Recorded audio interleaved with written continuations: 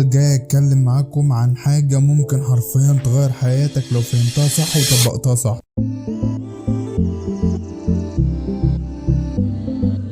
ازيكم يا جماعة، معاكم صلاح في قناة ذا انرجي، والنهاردة جاي اتكلم معاكم عن حاجة ممكن حرفيا تغير حياتكم لو فهمتها صح وطبقتها صح. الموضوع هو قانون الجذب. اكيد سمعت قبل كده الجمل دي، انت اللي بتفكر فيه هو اللي بيحصل لك. الموضوع مش مجرد كلام تحفيزي، لا ده حقيقة طاقية علمية. كل فكرة بتمر في دماغك ليها طاقة، والافكار دي بتخرج منك على شكل مشاعر، والمشاعر دي بتتكون زي مغناطيس بيجذب ليك نفس النوع من الظروف والأحداث اللي متوافقة مع تفكيرك. يعني ببساطة لو كل يوم مركز تفكيرك على مشاكل حياتك كلها هتبقى مشاكل، ولو مركز على النجاح، الفرص والثراء والحب، هتلاقي الكون بيتحرك الظروف عشان توصلك اللي انت بتفكر فيه.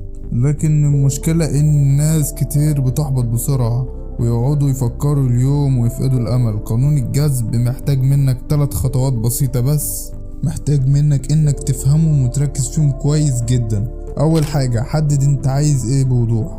ما ينفعش تقول نفسي ابقى غني، لا لازم تكون محدد انا عايز دخل شهري كذا عشان امتلك كذا. 2، تخيل وحس كأنك حققت ده بالفعل، عيش الإحساس كأنك واقع دلوقتي مش مجرد حلم. 3، سيب الباقي الكون واشتغل على نفسك وابقى إيجابي. صدقني الفرص هتبدأ تظهر قدامك بشكل غريب.